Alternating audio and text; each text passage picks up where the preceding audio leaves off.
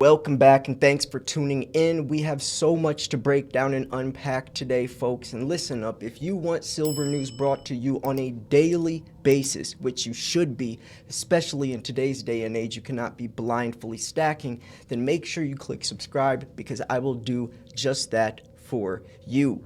First, we're going to be breaking down what happened with silver's price today. It is currently sitting at $30.63. Then we'll go over this article from FX Street that was posted today, a few hours ago, and then we'll go over this silver breaks out short-term price target $34, and then we'll go into this beautifully written article from MSN.com posted 2 days ago. Geopolitical tensions propel silver demand to new heights amid supply challenges. This article is brilliantly written. I know you will enjoy it. So we have a lot to break down and unpack in this video, but check this out. Miles Franklin has 1 ounce gold maples for only $65 over spot, 2024 silver Britannias for $3.29 over spot, silver half dollars 90% for only $2.50 over spot, and 10th ounce gold Eagles for only $39 over melt. We have weekly discounts. Every single week, we have great prices. You can email me, slayer@milesfranklin.com, or call me 330-485-6172. I'd be happy to help. Folks, we're back right now. Silver falls according to FX Street data. Silver prices fell on Monday according to FX Street data. Silver trades at $30.70 an ounce, down 0.29% from the $30.79 it costs on Friday. But listen to this. Just put this in perspective. Silver prices have increased by 29% since the beginning of the year. 29%. So if you were buying silver in January, you are already up 29%, and we are just getting started, folks. We haven't even really done anything yet. The gold to silver ratio shows the number of ounces of silver it needs to equal 1 ounce of gold. It stood at 78 on Monday, up from 78.3 on Friday. Now we know when the gold to silver ratio goes higher, that means that gold is outperforming silver. When it goes lower, that means that silver is outperforming gold. We saw it up to as high as 125 to 1 in 2020. It's dramatically come down, and I think that ratio is going to continue to come down since silver has a lot more opportunity than gold does. Now, it does go into why people invest into silver. This is not that type of video, but if you are curious, you can pause the video and read this part or watch the thousands of videos I've made over the years. So which factors influence silver's price? This is something we can look at. Silver prices move due to a wide range of factors. Geopolitical instability or fears of a deep recession can make silver prices escalate due to its safe haven status, although to a lesser extent than gold's. As a yieldless asset, silver tends to rise with lower interest rates. Its moves also depend on the US dollar and how it behaves as the asset is priced in dollars. A strong dollar tends to keep the price of silver at bay, whereas a weaker dollar is likely to propel prices up. Other factors, such as investment demand, mining supply, silver is much more abundant than gold, and recycling rates can also affect prices. Now, I don't agree with this. Silver is much more abundant than gold. Actually, if you really think about it, you could push a strong debate about that because most silver is thrown away. Let's put it like this. Let's say someone digs up an ounce of silver and someone digs up an ounce of gold. So 1 in 1. That ounce of gold is going to be recycled, remelted, re-scrapped, reused into more coins, bars, jewelry, earrings, watches, because that's what gold is mainly used for. So it's going to keep getting melted down and pawned down and sold and remelted, recycled, because it's more valuable. People are going to pawn their jewelry and sell their, the jewelry they got passed down from their mom or grandparents and continue to scrap gold out of all these different things and remelt it into more coins and jewelry and watches. Where silver, nobody's taking a silver chain and you'll get $2.50 for. Plus, most silver is used industrially, so it's used in all these EVs and cars and everything else, and then it gets thrown away in a landfill, never to be recycled. So that ounce of gold that gets dug up is going to stay in circulation for centuries, whereas that ounce of silver that gets dug up is going to be thrown away within a couple of decades, never to be recycled. So if you look at it that way, along with silver being a byproduct, meaning it's found by accident when miners are focusing on gold, lead, and zinc, then this statement isn't too true. I mean, there's no way to directly tell, but you got to put things into context and really look past just the obvious, because sometimes things aren't as they seem. So, how does industrial demand affect the price of silver? Silver is widely used in industry, particularly in sectors such as electronics or solar energy. It also has one of the highest electric conductivity of all metals, more than copper and gold.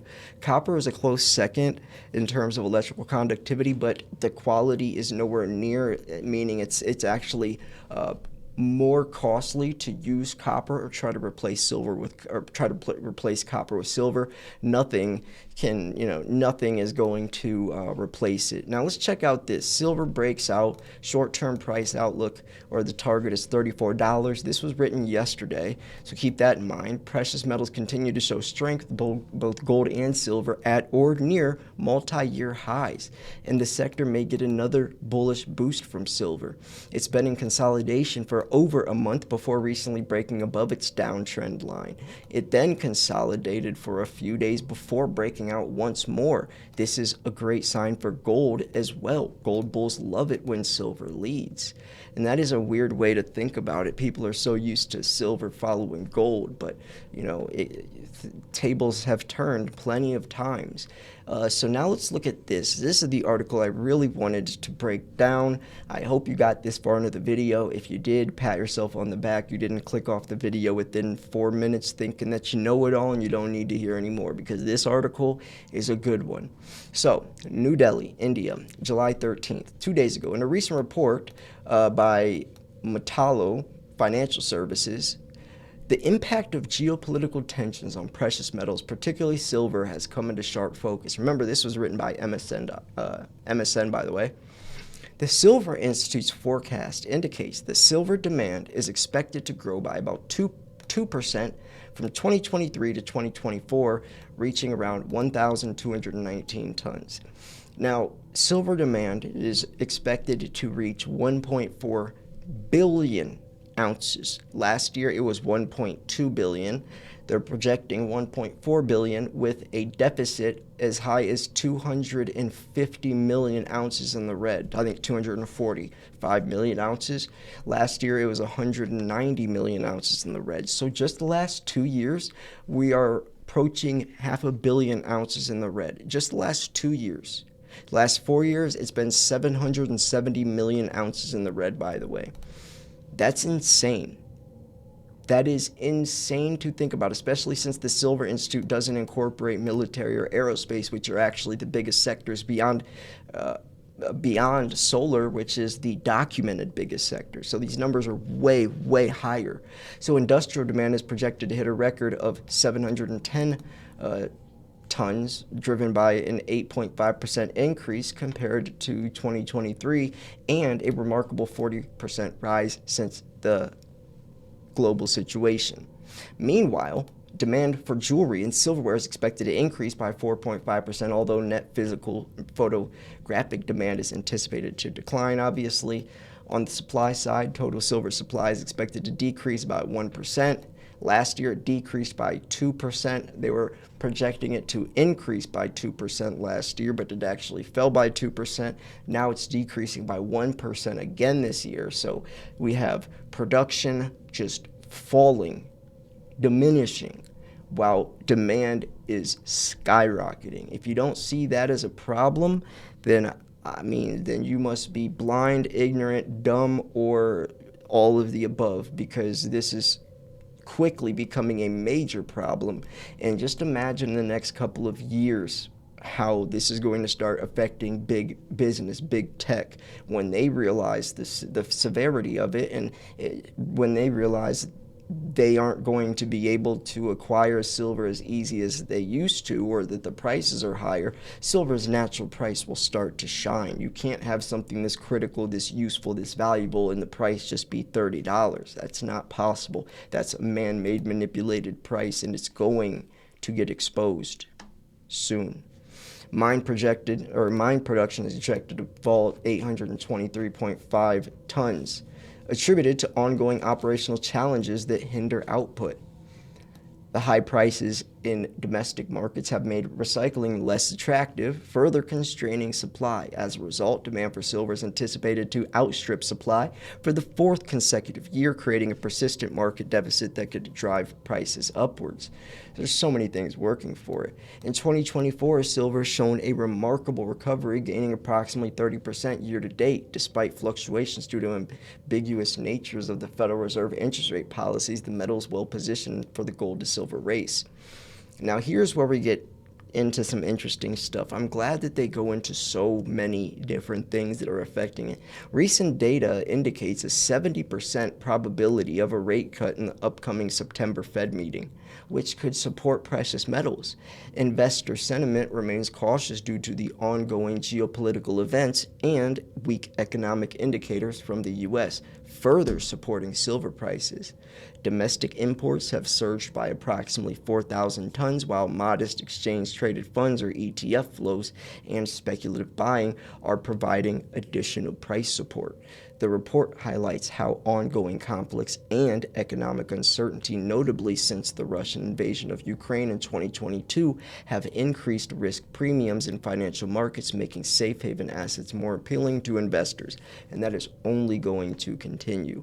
The report outlines that geopolitical conflicts, from the trade tensions in 2019 to the recent flare between Israel and Hamas, continue to exert pressure on market stability. With the United States entering an election year, the potential for economic unpredictability could further enhance silver's appeal as a safe haven, as attempts for the ceasefire in the Middle East intensify. Ongoing military actions in Gaza add to the uncertainty. Moreover, tensions between China and Taiwan remain a concern, contributing to a volatile investment environment. A senior analyst of commodity research at Oswald said, quote, "Lifetime high prices at domestic front seem unfavorable in terms of recycling, which indicates that the incentives for recycling are not strong enough to significantly increase supply. Demand for silver is projected to exceed its supply for the fourth consecutive year in 2024. He added, quote, "This suggests that the market balance for silver will remain in a deficit, contributing to potentially higher prices as demand outpaces supply." Remember, folks, we're talking about a 250 million ounce supply deficit this year, which will affect prices. So, I don't know if he knows these numbers, but he's making it seem like we might be meeting, or we might be seeing more deficits, but we definitely are. The U.S. Federal Reserve has maintained a steady interest rate environment, having raised rates significantly over the past year. As inflationary concerns ease, market participants are now adjusting their expectations for rate cuts, which have shifted dramatically from earlier predictions of the 3 to 4 cuts in 2024 to just 1. According to the CME FedWatch tool, the market's currently pricing in a 70% chance of a rate cut in the September meeting, which could provide further upward momentum for precious metals like silver. So yeah, there you have it. There is a lot of stuff happening. You guys can check out these articles for yourself.